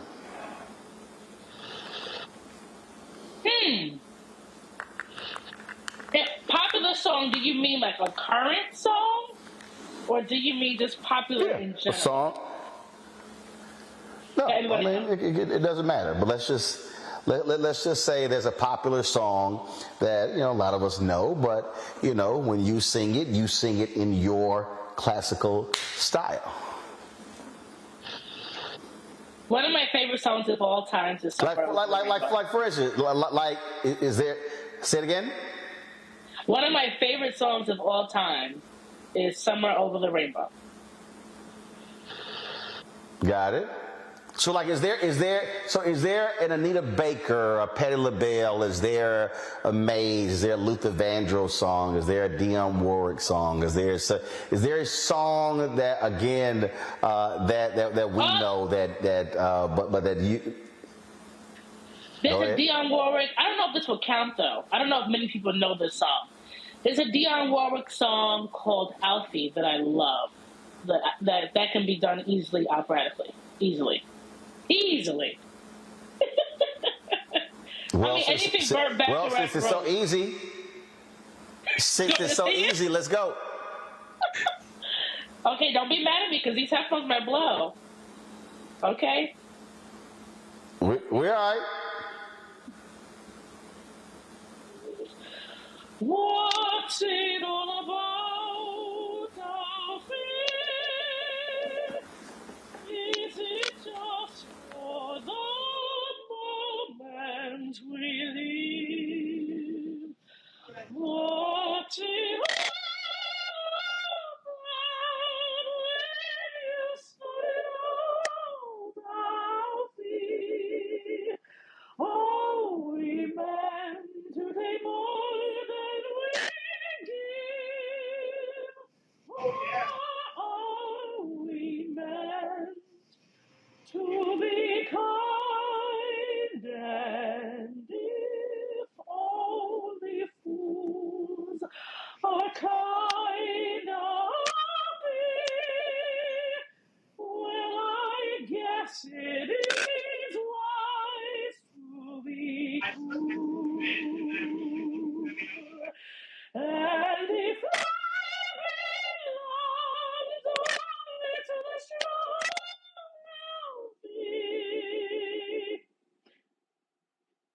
I forgot the rest of the song. What will you let alone as sure as I breathe? There's a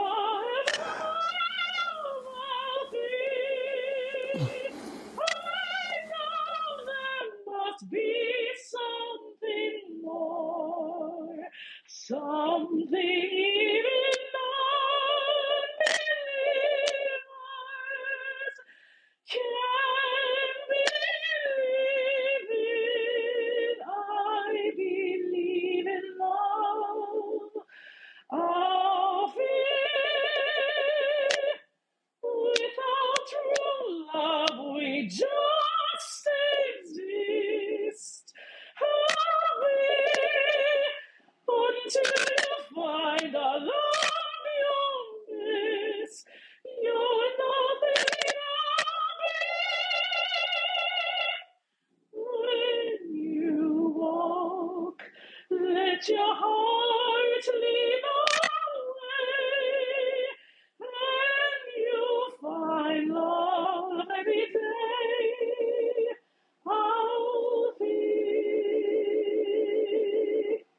I think that's it. Alfie.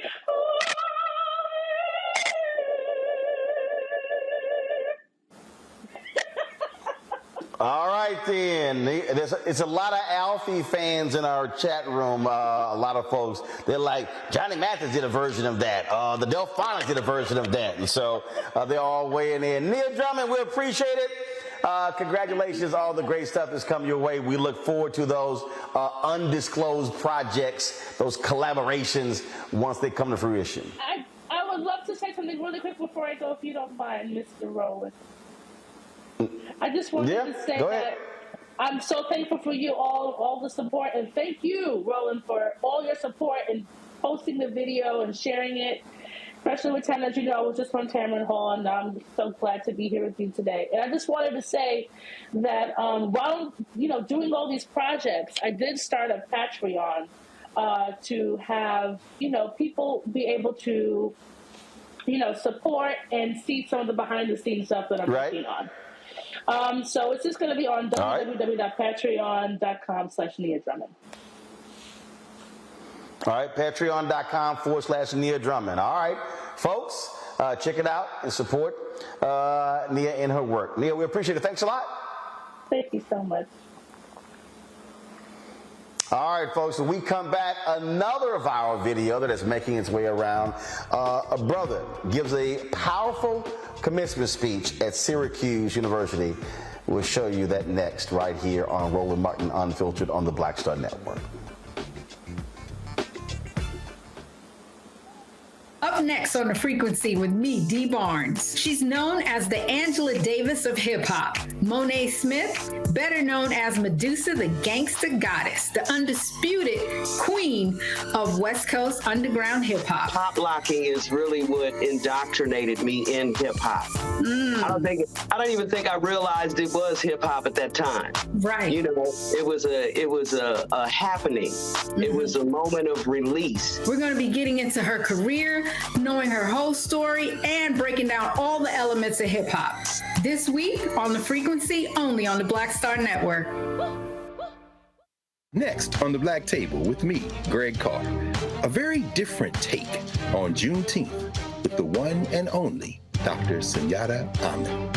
We'll explore the amazing foods, remedies, and rituals that are a part of our history and the Juneteenth holiday. So it's our responsibility to return the healthier version to our folks instead of just the red liqueurs marketed to us, the red sodas and the other things. I mean, why does the Kool-Aid man have to sound like Louis Armstrong? He's like, oh yeah! Yeah, right. An enlightening and tasty hour of The Black Table, only on the Black Star Network.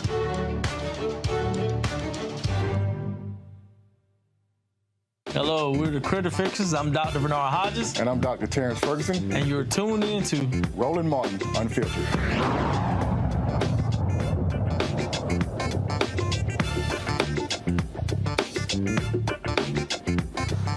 I'll set it up.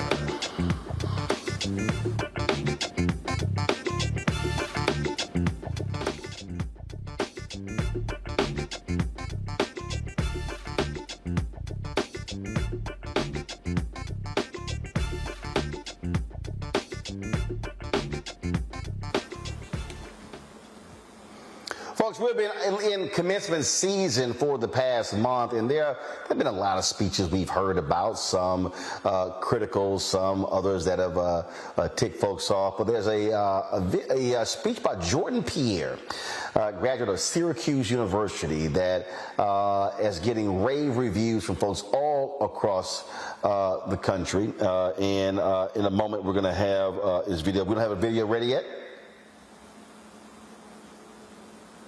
All right, so again, his name is Jordan Pierre, and he is, yes, a member of the greatest fraternity of all, Alpha Phi Alpha Fraternity Incorporated. Again, I came across this video, and so many people have been sharing this video saying, man, you got to check this out. You got to watch this video. And so we want to share it with you, and let's do that right now. Here's Jordan Pierre at Syracuse University Commencement.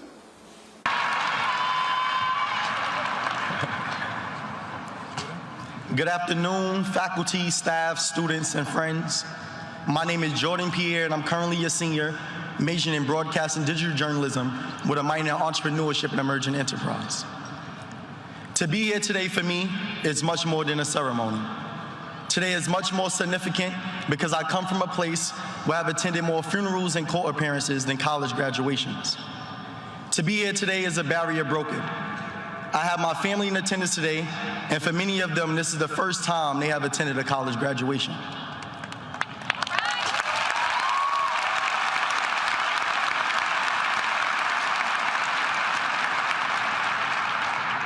Earning the opportunity to walk across this stage required much more than just passing classes. For what makes this institution rigorous, at least for us Black and brown students, is not the curriculum, but what comes with being Black in the context of America while trying to uphold academic excellence. It's not the curriculum that makes this college experience rigorous. It's occupying academic buildings and being sent suspension letters for advocating for the creation of policies that will hold every student accountable for the racial slurs and vandalism of the dorms we Black students lived in. It's not the curriculum that makes these courses rigorous. It's bearing witness to your Black women friends having a focus on academia while learning they have been stripped of their agency to choose whether to give birth or not, despite having the highest mortality rate. It's not the curriculum that makes these courses rigorous. It's being a first-generation college student and not having the ability to call home to seek guidance on how to navigate the collegiate space, for you're the first to do so. It's not the curriculum that makes these courses rigorous. It's being a Black student in an educational system that justifies the omission of Black history through the use of the discomfort it causes our white counterparts when class discussions reveal the true history of theirs. It's not the curriculum that makes these courses rigorous. It's studying abroad in London while 10 elderly Black men and women are killed in Top Supermarket just some miles away from here simply because they were Black. It's not the curriculum that makes these courses rigorous. It's having to work 3 jobs on campus to pay your rent and assist your parents in paying theirs. Some of us in this room understand firsthand that the scholarships and financial aid we earned were not just funding us as students, they were funding our household and a community. It's not the curriculum that makes these courses rigorous. It's looking at the news and seeing someone that looks like you with the same name, Jordan, being choked to death by a former Marine on a subway station and witnessing his mental health being used to justify his death. I say this all to emphasize the danger of a single narrative story, the danger of being left to formulate a preconceived notion of a community based on westernized media, and the danger of having a seat at the table to tell your own story. I often say that it's easy to dream, but it's hard to aspire to occupy a space that you have never seen someone that looks like you in. My presence here today will serve as proof to the next young Black man or woman that despite what comes with being a Black student at Syracuse University, it's possible to speak at the Newhouse graduation.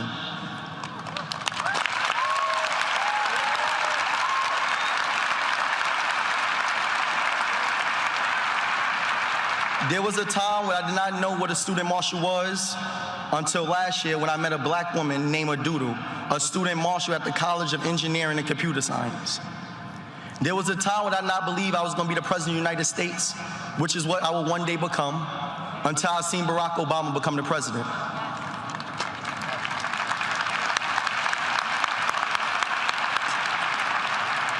My presence today will stand as a symbol of inspiration for the Black people who hear this speech will be able to see themselves in the position I am in and aspire to do the same. I challenge my fellow graduates who are not of color to be mindful and intentional with the stories that you share, normalize, and teach your children. For those stories are used to formulate a preconceived notion of who we are based on the narratives you teach and the environments you expose them to. I challenge my fellow brothers and sisters to also be intentional and thoughtful about the stereotypes we normalize and perpetuate amongst ourselves. James Baldwin once stated that if the world does it to you long enough and effectively enough, you begin to do it to yourself. You become an accomplice to your own murderers. We must ensure that we do not become that accomplice and use our platforms to empower one another. To Syracuse and to Newhouse, I challenge you all to take accountability for the trajectory the media has taken. It is not one we should be proud of. For if we take pride in being a #1 communication school, we must also take ownership of the leaders and content creators for the media we consume, especially as we produce those who are the head of the newsroom. So we are only a microcosm of what the world will become.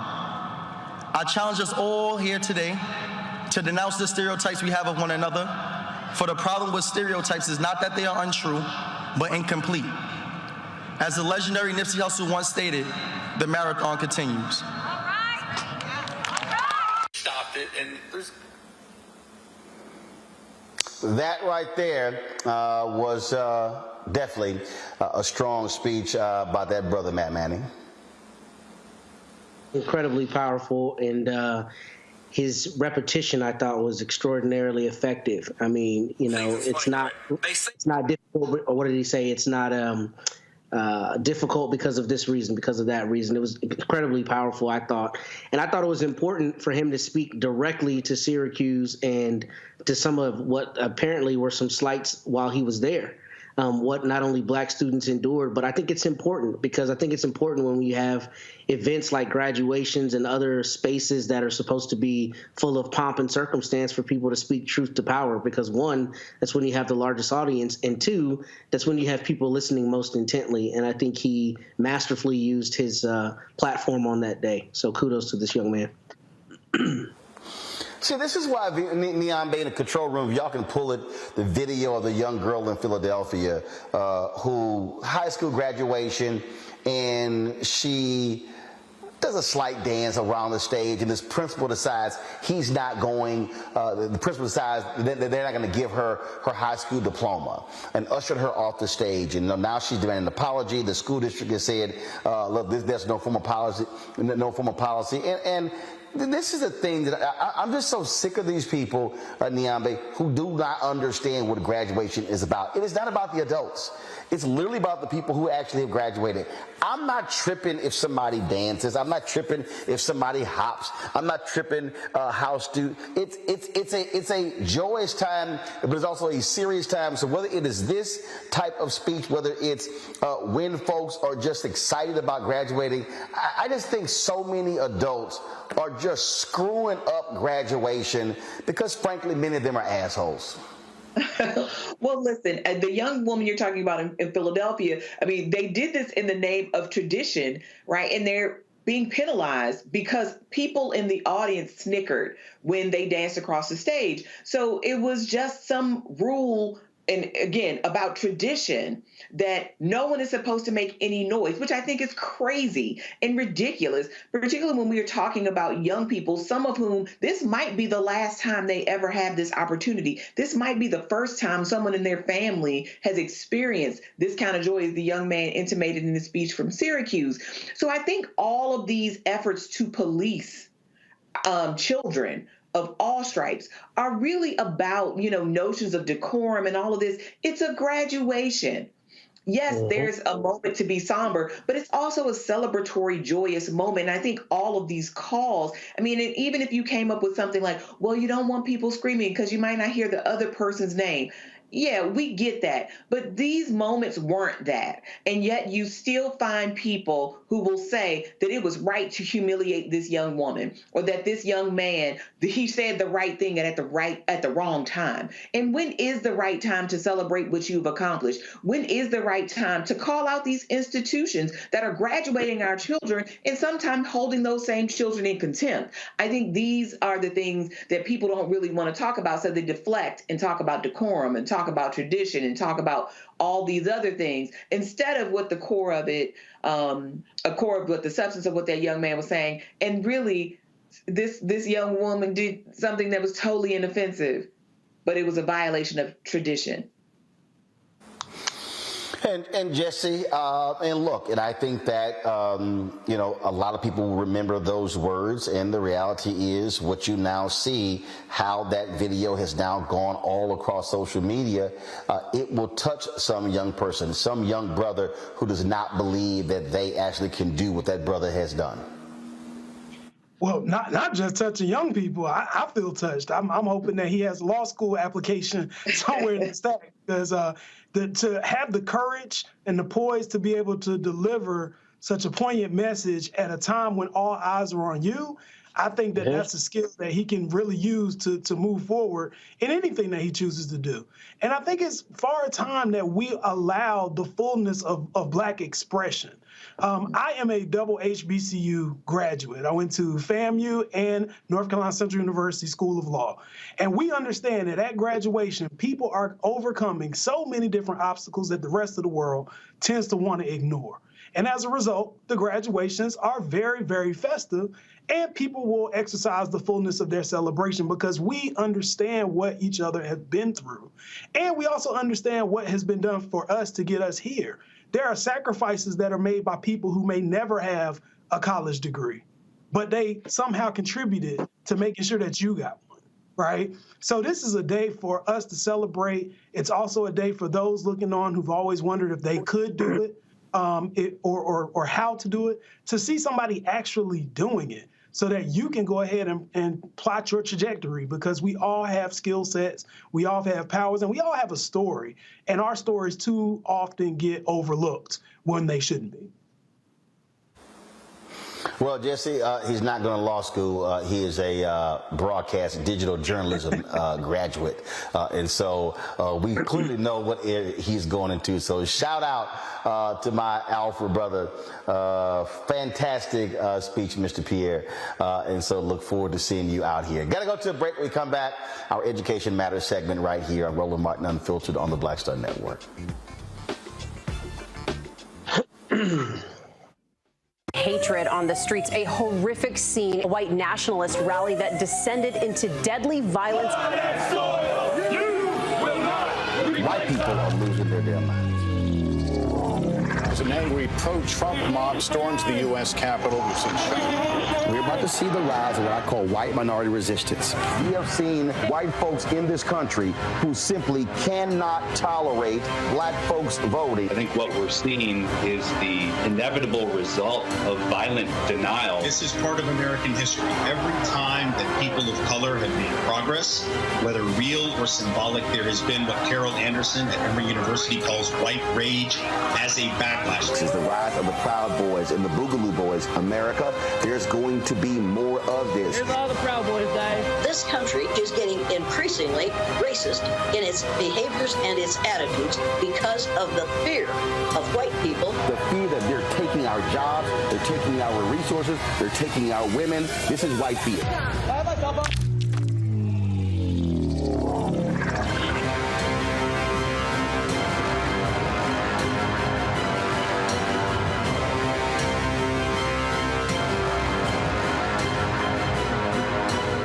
Black Star Network is here. Oh, no punch! I'm real revolutionary right now. Thank you for being the voice of Black America. All momentum we have now, we have to keep this going. The video looks phenomenal. See, there's a difference between Black Star Network and black-owned media and something like CNN. You can't be black-owned media and be scared. It's time to be smart. bring your eyeballs home. You dig? Hey, what's up, y'all? I'm Devon Franklin. It is always a pleasure to be in the house. You are watching Roland Martin Unfiltered. Stay right here.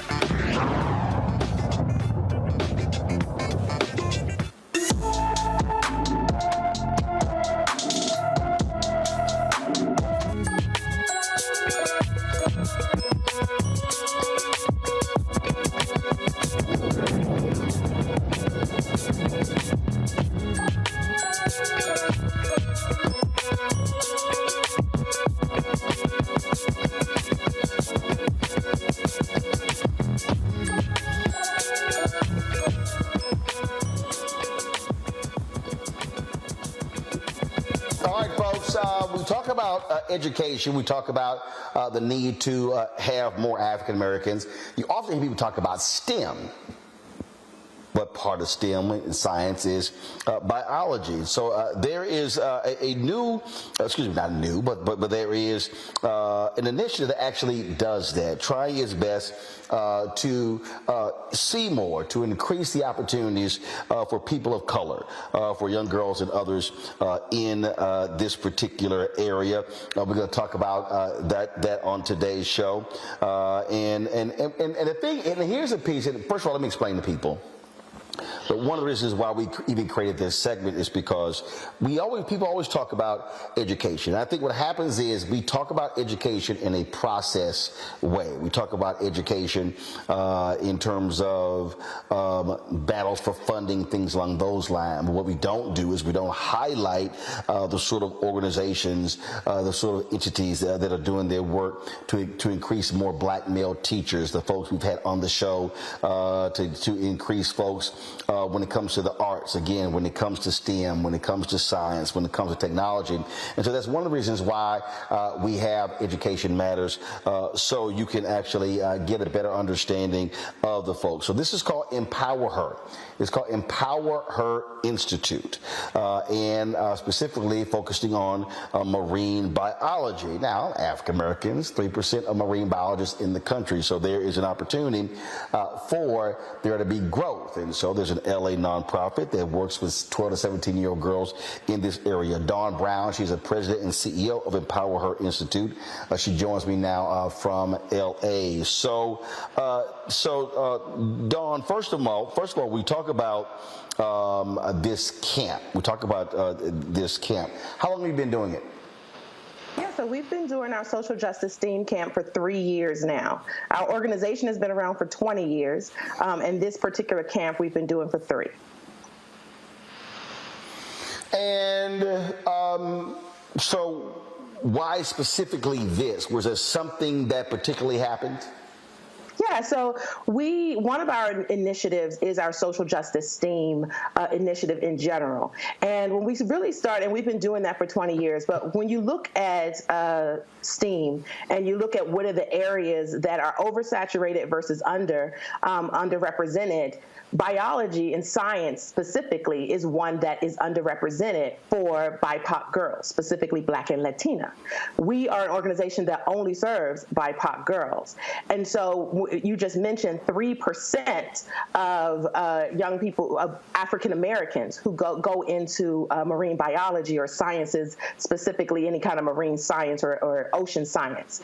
When you look at girls, specifically within that of African Americans, we're talking about less than 1.5%. So our girls, when we were doing our social justice, so when we were doing and our organization is all about breaking generational cycles of poverty and giving them the access and the resources and the skills in order to do so and become college and career ready.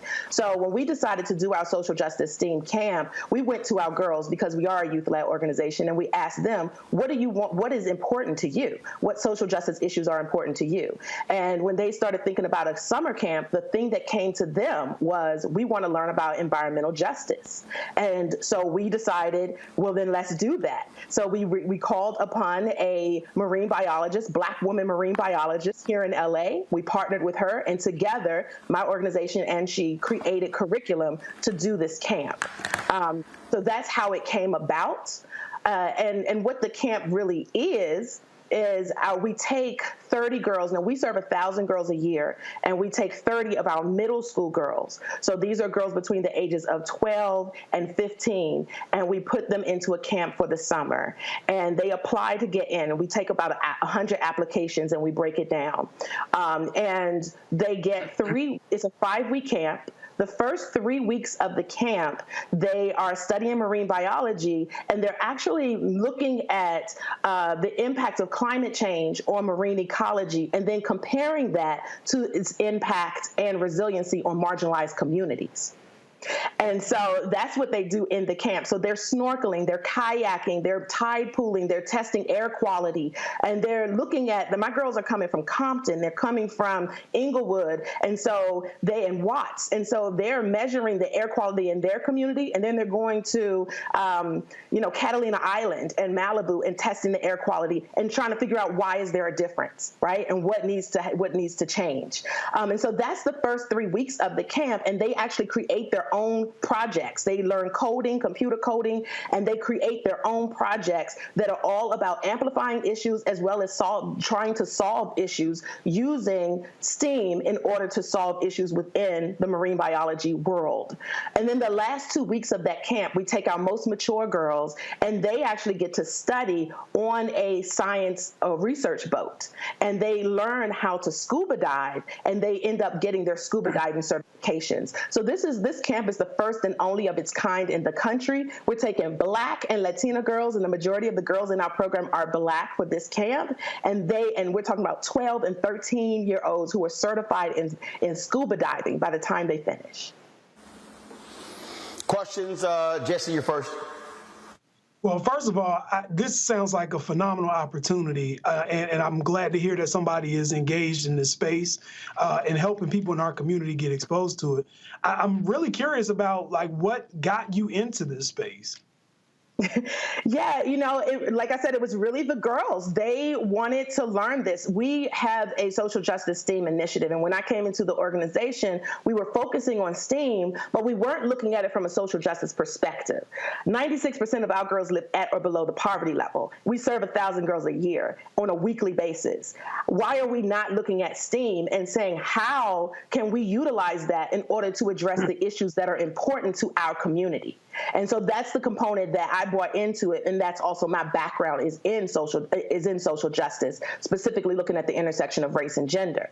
And so that's how we sort of brought about this program in general and this camp. And then really the girls themselves, like I said, they were the ones who said, we want to learn about environmental justice. And the way my crazy brain works is my brain said, well, why not do marine biology? Because there's less than 1.5% that are Black girls, and it's a lucrative career. We want to break generational cycles of poverty. We can't do that unless we are helping them get careers and jobs in which they can do. And what's wonderful is that we do partner with USC. And so we partner with USC. They stay on the college campus and live in the dorms at USC while they're doing this.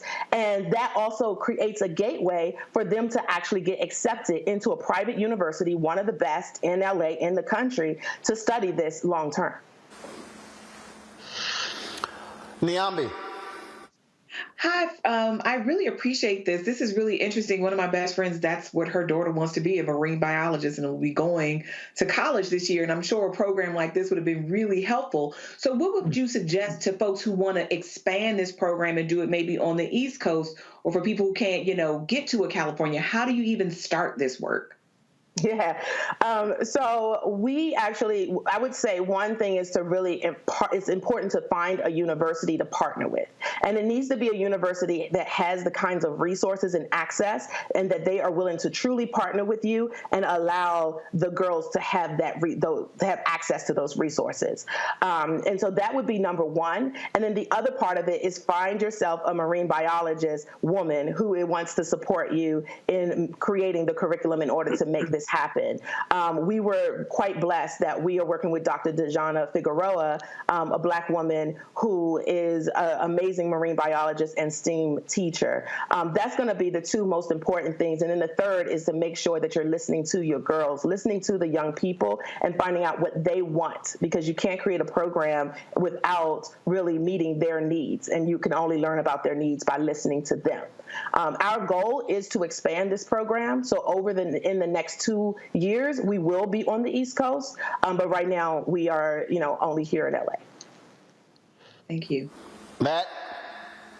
Well, first, as a shameless plug, I'll say I teach at Texas A&M Corpus Christi, which has a renowned marine biology program. So hopefully expand down here at some point. But to that end, my question was going to be, for further iterations of the camp, do you have other ideas or other areas of STEAM that you intend to not only expose the girls to, but maybe do similar partnerships in other areas like engineering or other aspects of STEAM? What are your plans in that respect?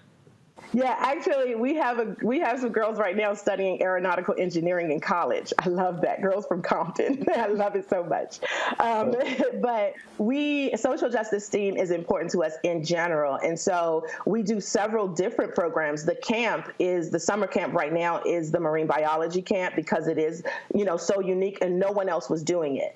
When you look at coding, it's so oversaturated right now that was an area that we decided we were going to teach our girls coding, but we're not going to put a huge focus onto that. And we're really trying to look at areas where we are underrepresented so that they can really get the big checks, right? And make real impact. And so engineering is definitely one of those things that we are, we have as a part. Robotics is a part of our program. And so all of those things do come into it. And the girls decide the social justice issues they want to deal with. So they've talked about school shootings. They've talked about gun control. They've talked about race and they've talked about abuse. and then we create programs around what is important to them. So yeah, we're introducing various types of STEAM into our work and doing that, throughout the year with the girls. And really, it's about finding the right university. So if Texas A&M wants to partner, we can have that conversation, and that makes it easier for us to make that expansion and make it happen to bring that program for your young people in the summer. All right, Dawn, where can people go to get more information?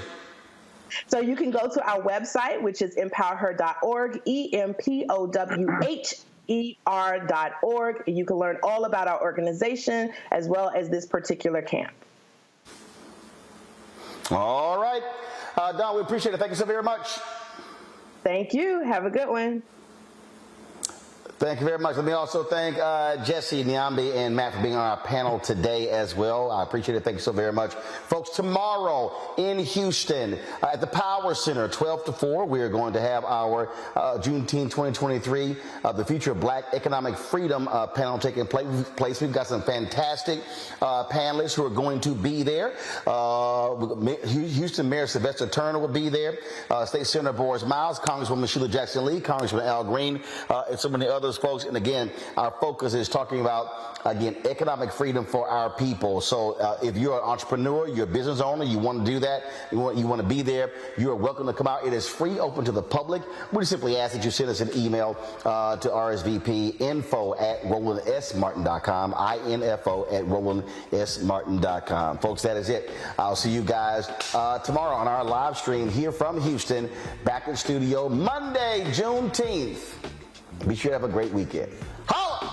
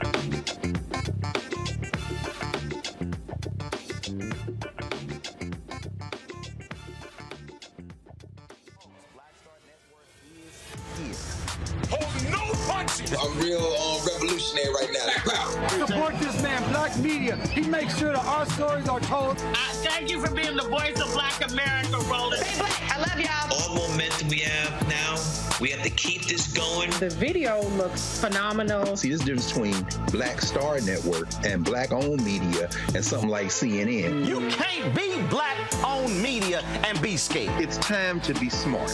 Bring your eyeballs home. You dig? Pull up a chair, take your seat at the Black Table with me, Dr. Greg Carr, here on the Black Star Network. Every week, we'll take a deeper dive into the world we're living in. Join the conversation only on the Black Star Network. Hi, I'm Dr. Jackie Hood Martin, and I have a question for you. Ever feel as if your life is teetering and the weight and pressure of the world is consistently on your shoulders? Well, let me tell you, living a balanced life isn't easy. Join me each Tuesday on Black Star Network for A Balanced Life with Dr. Jackie. We're all impacted by the culture, whether we know it or not. From politics to music and entertainment, it's a huge part of our lives, and we're going to talk about it every day right here on The Culture with me, Faraji Muhammad, only on the Black Star Network. I'm Deborah Owens, America's Wealth Coach, and my new show, Get Wealthy, focuses on the things that your financial advisor and bank isn't telling you, but you absolutely need to know. So watch Get Wealthy on the Black Star Network.